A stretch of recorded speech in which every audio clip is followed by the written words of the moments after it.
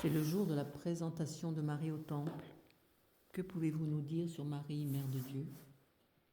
Oui, bonjour. Marie, qui est au cœur de l'Évangile, elle est celle qui nous montre le chemin. Et son histoire est magnifique.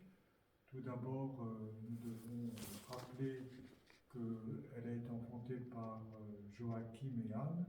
Or, Joachim et Anne étaient avancés en âge et n'avaient pas d'enfants. Tous les deux, ils se mirent en prière pour supplier d'avoir un enfant, car Joachim était prêtre dans le temple et n'avait pas d'enfant. Or, dans la tradition juive, on ne peut pas d'un côté être dans le temple en étant prêtre, c'est-à-dire béni par Dieu, et que cette bénédiction ne soit pas traduite par le fait d'avoir un enfant au moins. Donc il était en souffrance, Joachim et puis Anne avec lui, de ne pas être bénis par Dieu par le non-enfantement de leur couple. Et c'est ainsi qu'ils prièrent tous les deux, et malgré qu'ils soient avancés en âge, Dieu les exauça et fit qu'ils puissent concevoir un enfant. Mais avant cette conception, Joachim avait promis que si il avait un enfant fruit de la bénédiction divine, il consacrerait cet enfant à Dieu. Donc Anne devint enceinte et puis advint Marie. Et à ce moment-là, ils étaient dans la jubilation, dans l'action de grâce, et ils se dirent qu'il fallait consacrer Marie au temple, comme il l'avait promis. Arriva l'âge de 2 ans, et Joachim dit « Allons au temple pour présenter notre enfant au temple », et Anne considéra que c'était trop tôt. Et c'est ainsi qu'ils attendirent 1 an supplémentaire, et puis ensuite Joachim et Anne, à la 3e année, présentèrent Marie au temple. Dans le protévangile de Jacques, Jacques se présente ici comme un fils de Joseph. Dans ce protévangile, l'apôtre Jacques, premier évêque de Jérusalem, affirme que lorsque Joachim et Anne présentèrent Marie au temple et qu'ils la posèrent sur ses pieds, elle dansa sur ses pieds et entra dans le Saint des Saints sans se retourner en arrière, qui est un geste hautement symbolique. C'est dire que Marie entra dans le lieu de la présence divine sans se retourner en arrière, sans se retourner vers le monde, sans manifester d'attachement à ses parents, mais dans une liberté totale, elle entra dans le Saint des Saints. Certains commenteront que ce mouvement de Marie vers le Saint des Saints est le mouvement de la virginité. Virginité, c'est dire que Marie était tout entière tournée vers Dieu, corps, âme, esprit, n'était pas attirée et distraite par les réalités du monde, était libre de ces réalités du monde, et c'est ainsi qu'elle entra dans le Saint des Saints. Donc, de ce point de vue, la virginité n'est pas quelque chose que l'on a et que l'on perd, mais quelque chose à conquérir. La virginité est la conquête de l'intégrité. L'intégrité veut dire qu'on est unifié intérieurement, orienté vers Dieu pour construire une cohérence personnelle.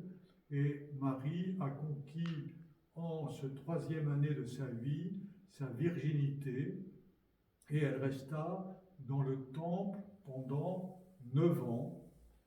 9 ans comme le temps d'une gestation, où là elle était en présence des anges et elle vivait de la prière, de la méditation, et il est dit dans les textes qu'elle tissait du pourpre, autrement dit qu'elle avait une activité manuelle et tissait une étoffe pour l'usage du temple. Et donc Marie est dans cette consécration pleinement à Dieu, et après 9 ans, rapporte l'évangile de Jacques, les anciens considéraient qu'elle ne pouvait pas rester pour sa 13e année dans le temple, parce qu'elle allait souiller le temple par les règles, et donc il fallait qu'elle sorte du temple, et pour qu'elle sorte du temple, ils pensèrent qu'il fallait qu'elle soit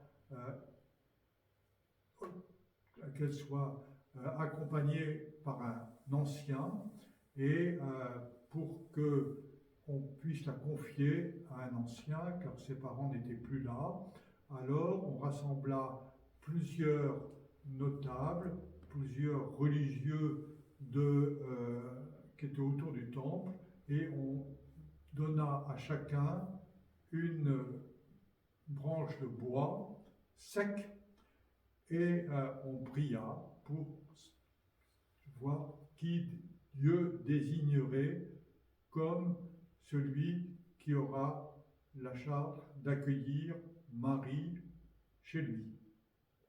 Après un temps de prière, le rameau de Joseph fleurit et une colombe vint se poser sur sa tête, et il était décidé que Marie serait confiée à Joseph. C'est ce qui se fit. Dans ce même protévangile de Jacques, il est dit que Joseph était veuf, âgé, environ 75 ans, et Marie avait, elle, 12 ans. Donc nous voyons une disproportion dans les âges ici, et que Marie confie à Joseph, et Joseph accueillir Marie, et nous avons la suite de cela dans les évangiles. Ensuite, Marie était donc dans la maison de Joseph lorsqu'elle reçut, selon l'évangile de Luc, la visite de l'archange Gabriel qui vint vers elle pour lui annoncer qu'elle allait devenir enceinte et qu'elle enfanterait le Fils du Très-Haut, qu'elle devra nommer Emmanuel, Dieu avec nous, et elle est là dans l'accueil d'un message qui est tout à fait inédit, et elle se demande comment cela peut-il se faire, car, dit-elle, je ne connais pas d'homme.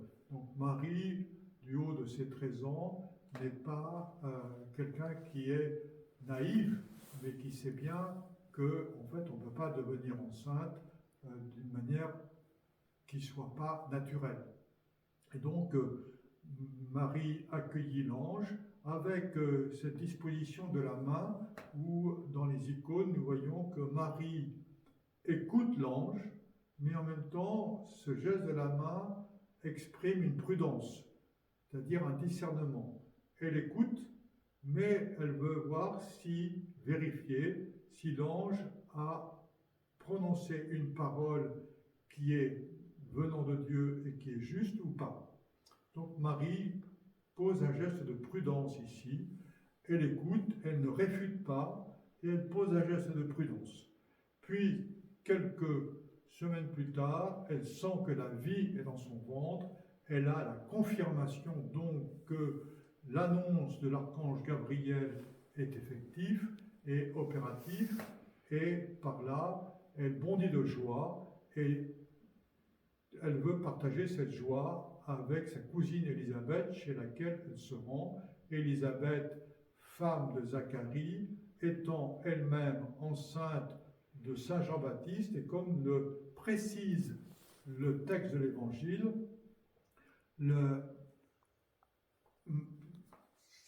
Saint Jean-Baptiste était au son 6e mois dans le ventre d'Élisabeth.